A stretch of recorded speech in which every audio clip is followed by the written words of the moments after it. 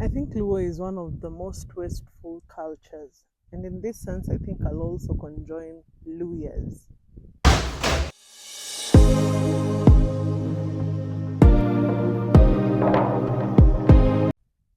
Before you throw stones, at least understand what gives me the audacity to say what I want to say. I am a Luo, and I'm also a Luya.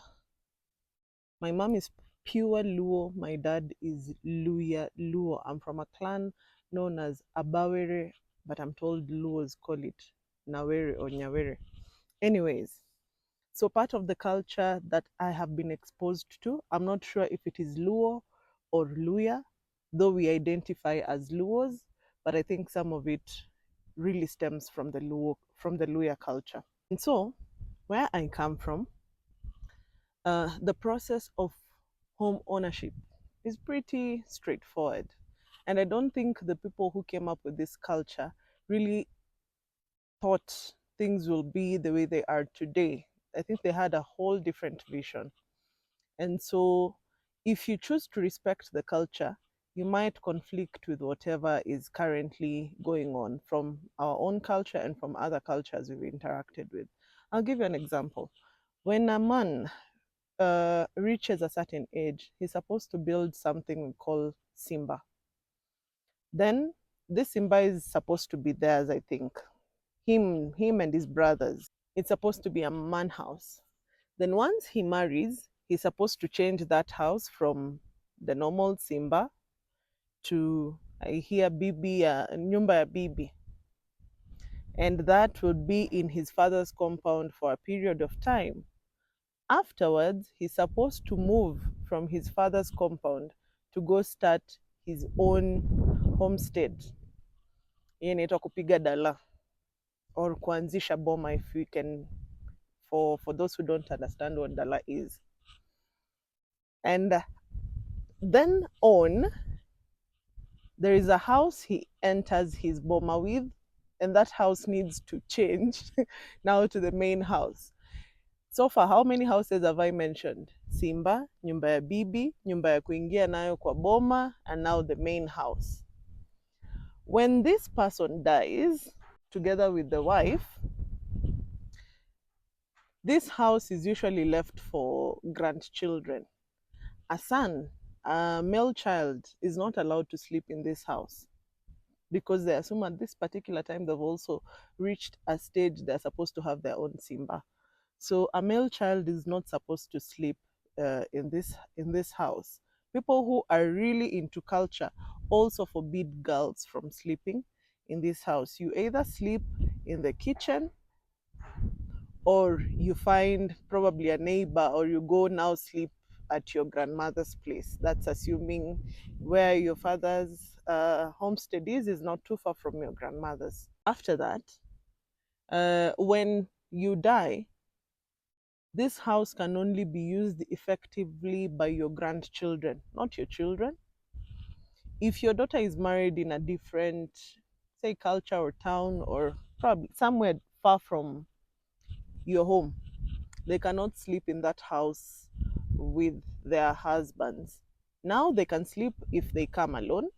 Let's say I'm married and I go to my father's house, I can sleep there alone. But if I choose to go there with my husband, we need to find somewhere else to sleep. I think we can sleep in my brother's house or somewhere else, but not in my father's compound. Also, to understand how Luos operate, especially those who've left the Nyanza region to come find a way of living in the city, they'll only go back when they're about how old? Maybe after retirement, that's around 60. And so, even if you build a house that side, you'll find you'll use your house at max maybe 2 months or 3 months in a year. Most times you'll not be there. And to the extremes, you'll only use it when there is a function sending you there. Either there is a dowry, or there is a burial, or there is a, what else? Maybe a family meeting, what else? But the most important is what? Dowry or burial. That's the most important functions that send you back. Otherwise, everything you do from here. Most times you live and find your parents are still here, so there is nothing that is encouraging you to go to shags.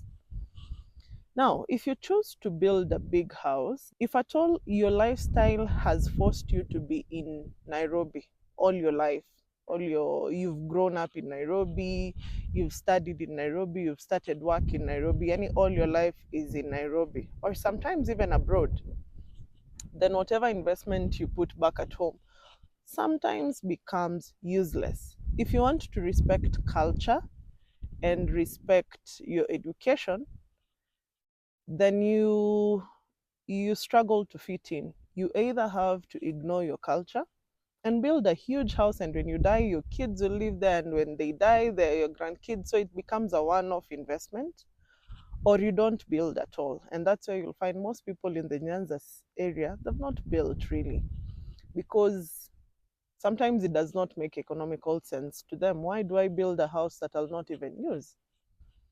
And sometimes it makes me think, if you want to respect culture, but at the same time you also want to uh, have something decent back at home, sometimes I think maybe container housing fits these people well, because in an instance where you've left your father's compound to go start your own, whatever you built there, be it a simba, let's say, most times it's abandoned there. So you'll find the simba, the main house, maybe will be changed to nyumba ya bibi, and nyumba ya bibi will be left hapo when you're going to build something else, assuming you did a maybe semi-permanent or even a permanent structure there. When you go to your main boma, the house you'll move into will not be the house you'll stay in later. So say you moved into your space with a mabati structure, that will come down after a while so that you can move to your main house. And that follows through generations. So am I wrong to say Luo culture or Luya culture is such a wasteful culture? Because I don't think we were educated to abandon our culture. But at the same time, how do you respect your culture and still end up making wise financial decisions, especially when it comes to architecture? Or were we meant to focus more on land acquisition more than the houses? Then there is a whole different discussion that maybe I'll find a day to do the video, that when your father comes to visit you in your own plot, they cannot sleep under the same roof, or when your mother comes to visit you, they cannot sleep under the same roof. So that basically means you need to build another house for them. It's a whole discussion. And if you have lived in that house, maybe you bought, it's a whole discussion. Hopefully, I'll do a second video to try find to try indulge you. So my question is, or the whole point of this video is, first, have I gotten that culture correctly? Second, what does your culture say in terms of architecture? Three, how do you respect your culture but still respect architecture? Four, comment down below. What does your culture say? I would want to know what your culture says, so that I see if I got my culture wrong or there is a way around it.